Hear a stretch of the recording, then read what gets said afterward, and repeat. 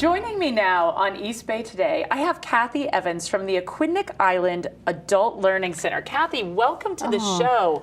I'm so glad you're here to talk about the important work that you're doing. Let's start with, what is the Aquidneck Island Adult Learning Center? I did not know this existed, and I feel a little chagrined about that. So let's tell everybody in our audience what it is. Well, thank you so much for having me here today. I appreciate this opportunity.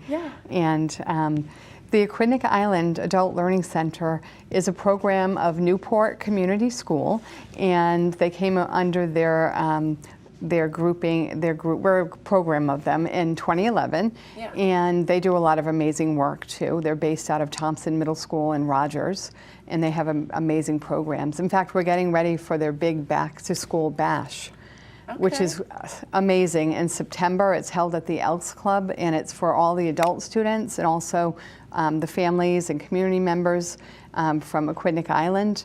And they give away backpacks, they bring in the food bank, there's free haircuts, bounce houses, community partners.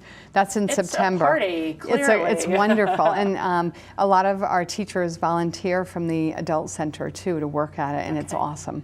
So what happens at this Adult Learning Center? So we serve almost 900 students a year, and we have tons of classes from GED classes, English as a second language, and then we have a... well, you brought this, and I know our viewers can't see this, but they can go to your website. They can go to our website. Which is what? What is the website? www.newportcommunityschool.org. All right, and then they can see, this is like a calendar, what are all the classes. Let me just share with everybody. We've got CNA, culinary classes, our English as a second language, CPR, MedTech, EKG technician, mental health first aid, teaching assistant, EMT, computer help, medical interpreter, phlebotomy technician. I mean, there's just everything. I can't even say it all. There's a ton. And you are the director of programming.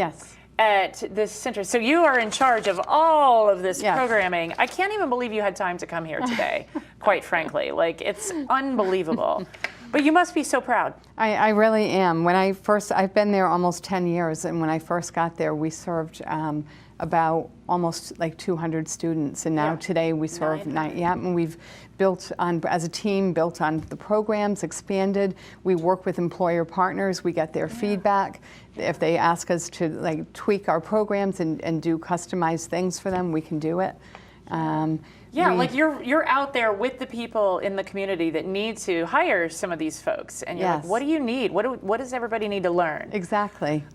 You mentioned right before we started filming about the restaurant in Newport that is really forward thinking. Can you just share a little about that and how that fits into your programming? Definitely. As an example. As an example, we're going on our second year of having classes at Gusto Restaurant in Newport. Which is amazing. It is amazing, and the owner, Kevin O'Donnell, who's so forward-thinking, he and his wife, Sarah, brought in these classes to help their employees. He's a co-owner, too, at Mother Pizza, and he also has employees going on different shifts coming from other restaurants, so he really tried to work with those other restaurants to try and coordinate these classes to serve. And it's like an English as a second language English as a second language, but it's geared towards all that they need to know in a restaurant. And it's then also the reverse. There's some classes about teaching Spanish. Oh, correct? So that's happening in Cargill in North Kingstown, our second year teaching across the bridge at Cargill, teaching Spanish to the bosses and English to the workers. And that's so interesting. Well, that's just an example of like how you've paid attention, you've pivoted, you've been like, what are the needs? And you're responding to the needs. Definitely, like a big employer need in the healthcare sector. So we have CNA, people don't understand that on Aquidneck Island there are a ton of healthcare facilities, and CNAs, they're in desperate need for CNAs. They also need, they really, and there's tons of openings. So we have very healthy, abundant CNA classes, and then the next step for CNAs are to become med techs, where they can get licensure to dispense medication. And that helps healthcare agencies because they don't have to hire as many RNs, and the CNAs can fill that need. but also... So it's like a specialized skill. Definitely, Got it. But then CNAs can go another track too, and like our employer feedback was they liked it when instead of having freestanding EKG and phlebotomy, we combined it, so it's a streamlined class where they get multiple credentials, and it enables a CNA to work as an ER technician in the emergency room at Newport Hospital. Yeah, and then they also maybe get a chance to just feel out, what do they like? What are they gravitating toward? That's so important, right? That you also want these people to enjoy what they're ultimately doing. Exactly, right? And we just had a CNA graduation this week, and we had 15 students graduate, and many of them were, some of them had tried previously, and they've come back and they were successful. And that's what adult ed is all about, supporting students as they navigate like the challenges and barriers that they may be facing, and they come back so much stronger. And some of the students who graduated, it was just an amazing accomplishment for them. Yeah. Now, did you tell me that this is like year 50 of your graduation? Yes, we just had our 50th anniversary this past June. This program has been in existence for 50 years. It's incredible. So you just mentioned barriers. Can you just share with people, like, teach me, what are the big barriers? So sometimes students may have challenges with childcare. They may have challenges taking care of their family members who are not children. Also, someone may have some barriers related to their background, their BCI, and we help students navigate that as well. That is a background check, so they may have a misdemeanor that happened to them in the past, and which really throws up a barrier for being considered. Right, and some of them are things that can get dismissed, but they're walking around out there in the community with this weight of the world on their shoulders, and then they come to us and we help them navigate the expungement process, or maybe they need a community referral to EBCAP or the PASS program, which is a program out of Turning Around Ministries. We do a lot of work with the Office of Rehabilitative Services, that's called ORS, and Newport Mental Health. So we have them coming in and helping students right in our school where they're comfortable. Our students are comfortable, and outside organizations are coming in and helping students navigate the enrollment process. Oh my goodness. It sounds super collaborative. It sounds super it's complex, but thank goodness you've created this space. And let's tell everybody where it is. We are at 23 America's Cup Ave at the Gateway Center. Right. The bus station is part of our building. Right across from the ball field. Right across from the ball field, and we have a lot of students take the bus, and we have students who take their bikes or walk to us.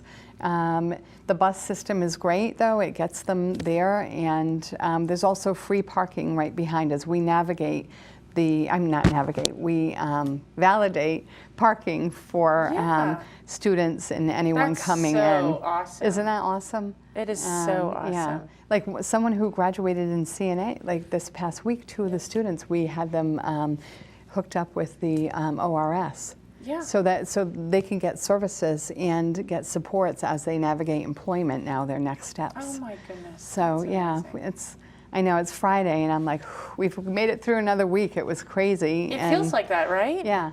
But it's all good stuff. You're doing really important work. That must feel good. Tell us a little bit about your background. Like, how did you land in this role? So my background, I am a former ESL teacher. I was a lead teacher working out of the Providence Public Library for many years. And I did a little bit of work on grants also at URI. And I used to teach English in all the libraries in Rhode Island, and I also taught in a few different companies and factories. So you saw this need, like, firsthand, like you were there, and I was there working in the weeds and firsthand experiences, and I brought that with me. I also have a little business background as well, so that combined. That's clear. I can tell that talking to you. Yeah, and combined with my love of English as a second language, brought that to this program and worked with my boss, Tracy Shea, who's the executive director, and she's very forward thinking, and we were able to build our program. and keep building on programs. And like the key is stackable credentials. And you know what's amazing too is that a lot of our students find out about us through word of mouth. I believe it's because we, as students come in, we survey them and collect a lot of data, because we make a lot of decisions based off of data as well. Right. And about 67% of our students find out about us through word of mouth, or they're returning to just keep stacking. I can believe that. I imagine just given the population that might come, there's some interesting barriers there, just reaching them, right? Exactly. Right, so the traditional methods and models from a marketing standpoint. Right, they're not reaching. We have the website, social media, but word of mouth is the biggest for us. Yeah, so you're just counting on everybody coming through and having a spectacular experience. I saw that you've got this learning lab. Let's hear a little bit about that. So that is so neat. That is awesome, and not to toot my own horn, but that is. You toot. This is the place to toot your own horn. All right, so that is open to students and community members. And so on Aquidneck Island, there is not a one-stop, and I don't know if everyone knows what that is. That's kind of a place that is in certain cities around Rhode Island where people can go to get help with employment support, unemployment needs, and stuff like that. But they moved off of Aquidneck Island, I want to say about 12 years ago, and they never came back. So those are also known as Network Rhode Island Centers. I don't know if you've ever heard of those. I haven't, but it sounds very important. So you guys are replicating that. So we are replicating that work, and community members, our students, anyone can come in and get help, whatever help they need. They may need help navigating resume help. We help people create resumes, search the web, find jobs, find apprentice programs. We also have our own apprentice programs, electrical, pipe fitting, and plumbing at our location. But Andrea Paquin, who is our Next Step advisor, and what does next step mean? So next step is she's someone who helps people navigate whatever their next steps might be. And it's kind of after participating in your program. Or while they're participating. Okay. So we work with our students and community members, because people will come in and they just don't know what they want to do. And it's not always a referral to our own program, but we refer to people all over. We have tons of community partners, and there's a lot of other great programs out there, and we just want to help people. It could be going into CCRI, it could be, going into the military, whatever someone's next steps are. So we help people navigate that. Just listening to you talk about this, you are clearly in the right place for you. It just is. You're glowing talking about it. Thank you. That's really magic. Yeah. So just to leave everybody with a final, is there a call to action out there that you want to leave our viewers with here? Well, I think I would say that there's so many people in the community that need that high school credential. We are here to, and English as a second language and workforce, but there's so many community members. Like in Newport alone, there's between 750 and I believe it's 900 people who need a GED. Yeah. And then on Aquidneck Island, there's between 3,500 and 4,000 people. That's staggering. And if you come to us, whether it be for information, to join our classes, we have a supportive network of teachers, tutors, case management. Colleen is amazing, and Andrea, and we also have Cheyenne helping with digital literacy. We're here to support you, whatever your goals are. Yes, right? And that's another big thing in the Learning Lab. People come to us for support with digital literacy. Yeah. And we're here to support our students and potential students. So please reach out. Don't be afraid. We love our students. If you just want to come on a fact-finding mission, come on in, walk in. We also work with the War College, and we have international English language. I had a family come in from Saudi Arabia yesterday to enroll the mom in ESL classes. Yeah. Yeah. You are doing Angel's work. Thank you so much, Kathy. You. What a treat to learn about your organization and learn about you and your passion. Thank you so much for the opportunity to come on and tell you a little bit about us. Come back very soon. We want to keep up. All right, great. All right. Thank you. Take care.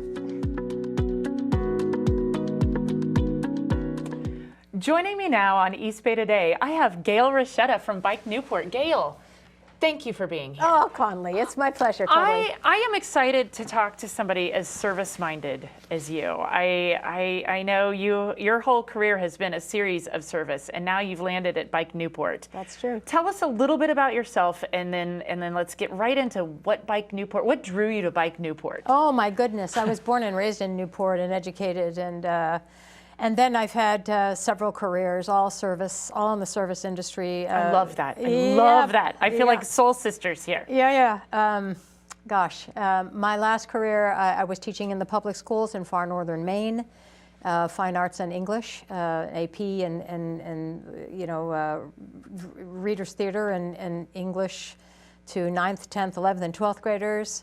Oh, and then I decided to drop everything and come back to Newport to take care of my father, who's 95.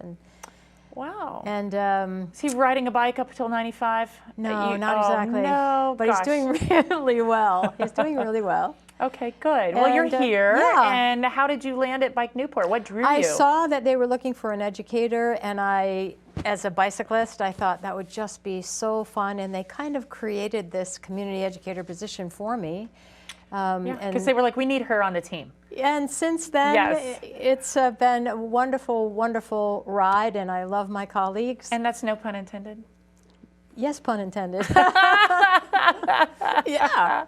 That's freaking awesome. That is great. So, what was the draw, like the mission? What is Bike Newport all about? That you were like, Newport. I need to be part of that team. Yeah, everybody's kind of heard that term, but a lot of people don't actually know what Bike Newport does. And if you go down to our headquarters, which is located right across from City Hall on Broadway, you will now see that the building is wrapped with the outside of all of the windows are wrapped with what is Bike Newport. So these beautiful pictorial, highly graphic pictures and words that say all things Bike Newport. And Bike Newport is education, and it's also advocacy. So our mission is to get more people on bicycles and to do so safely. And the why behind that? Tell me about the why do we want the more people why on behind that is because transportation can often be an equity issue. Not everyone can afford a car or wants a car. Yeah. And also think people who are now driving cars are thinking about the bicycle and even especially the e-bike now as a way to skirt traffic. Think about Newport in the summer as a way to not have to pay for parking, as a way to not have to buy insurance, right? So this island, and our executive director Barry Freeman is always saying this, is quite bikeable in that it's only 3 miles wide by 15 miles long. Right. Very, very bikeable. So we are really working on creating a safer and more bike infrastructure. Well, that seems to be so the that issue, people right? can get on and off this island and people can get where they need to go. And most people's trips are with, a mile, 2 miles, quick. It'd be quick to hop on your bike and do it. Yeah, so it is about safety, right? Like it's just like, I tell you, the East and West Main roads are so freaking scary, even in a car. East and West Main roads are not bikeable currently. Right, yeah. But we are looking at, and we are part of an initiative called Ride Island, and that is the 3 municipalities, Newport, Middletown, and Portsmouth, have gotten together and trying to create a safe way to bike this entire island and also to get on and off this island in a safe way. Imagine how wonderful that's going to be. I can't wait I love for how that. the language you're choosing. It's happening.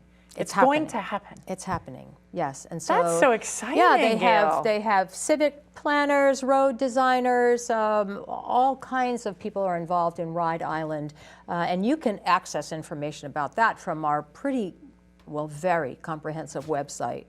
Okay. BikeNewportRI.org. Okay. Because apparently there's another Bike Newport, that's in Oregon.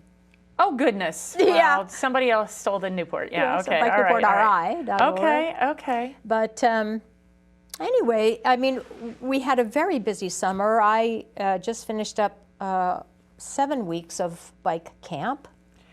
bike camp. Tell me about that. I should have signed up for that. You should have. What does that look like? Maybe next year you can help me come. Okay. It's so fun. We have, well, I did, let's see, 4 weeks with in partnership with Fab Newport. So I ran the biking part of all of their camps. They did all kinds of camps, and then we transitions to Bike Newport Bike Camp, and that's a 9 to 3 program for kids 8 to 13.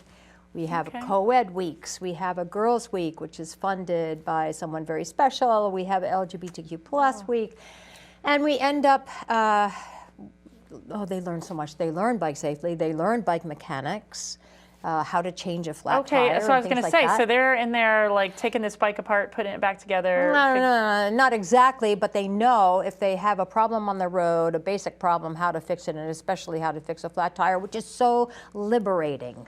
Right. Because if you know you're in the middle of somewhere, and you can fix that, and we send them home with all the tools they need. It's very powerful. It's very empowering.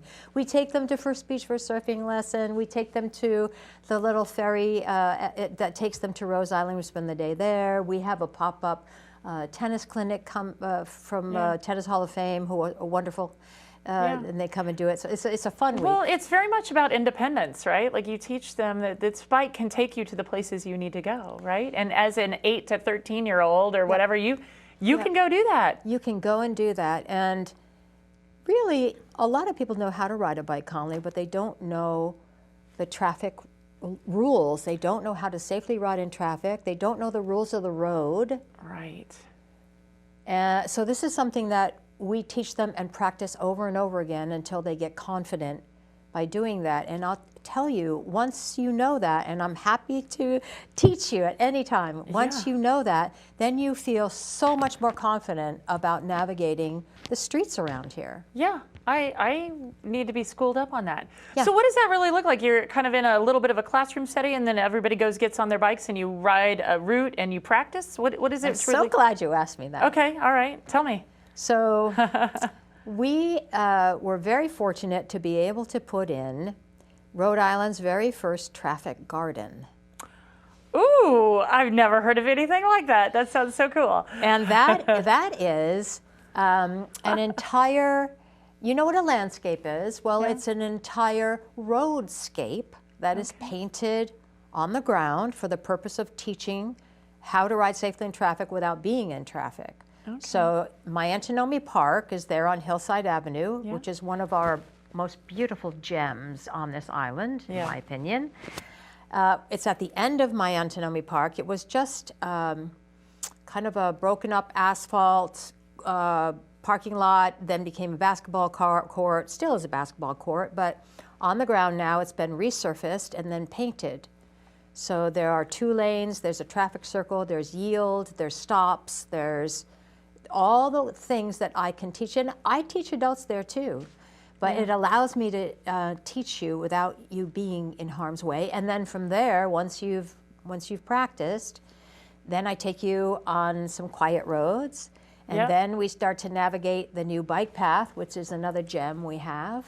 There's the new bike path in Newport, and then we take you on the streets in traffic, 4-way intersections, busy roads, and that's like graduate school. Yeah, well, the kids are so great. They call out the commands, they're making their hand signals, and we are highly visible because they are wearing high-vis vests. Yeah. That's the thing, Conley, you want to be visible and you want to be predictable. Because the motorists, in my experience, really just want to know, what are you about to do? Yeah. Right? They don't want to see you weaving in and out of parked cars. Oh, they disappeared. Oh, there they are. They're gone. They're here. Yeah. They want to see you riding in a straight line. They want to be able to see you, and they want to know what you are about to do. And that's what the teaching is all about. Right. And I get that. Do you find that some people, kids, have trouble, I'm going to say understanding that or being able to do that skill, which is how do I... Once they practice and it's in their body memory. Yeah, so it's really a practice and get the body memory. It's a practice thing. Okay, and it's also, So anyone can learn to It's a be little bit of a predictable mental shift. Yeah, this is the reason is. You're not going to stay to the right and stay invisible. That is the best way to get hit, right? Yeah. You want to be visible. And on some of our narrow streets, there are some times when you need to take the lane and let the cars wait behind you. And this is part of educating both all road users, okay? I am a driver, but I'm also a cyclist, right? I'm also a pedestrian. Many of us are all three, right? So I need to understand from everyone's perspective. And I never fault the drivers, because 9 times out of 9, when they see me, and I do this like religion, I make my hand signals, I stop at every stop sign, I stop at every red light, you know, I will move to the left if I'm going to turn to the left and make my signal. They're very polite. The motorists are very polite.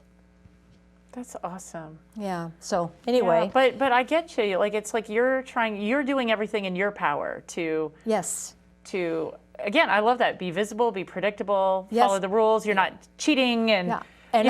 And I'm going to give you my motto. This is what I'm always saying, and this is what I believe to be true. The law works when you work the law. Gail. Well, you know, but it's so true, right? Like, I am not going to try to, I'm not going to try to cheat here. I see there's nobody coming, I'm going to run through. No. Even when I'm alone and then there's nobody to it, the law works when you work the law, and you never know when somebody's going to come out of a driveway, come out of a side street. These are things that you must just take the time to work the law. I love that. Oh my God. Anyway. I would just want to hang out with you more. Yeah. So hey, tell me about your e-bike programming. The e-bike class is called You Have the Power. I will say, Conley, e-bikes are exploding.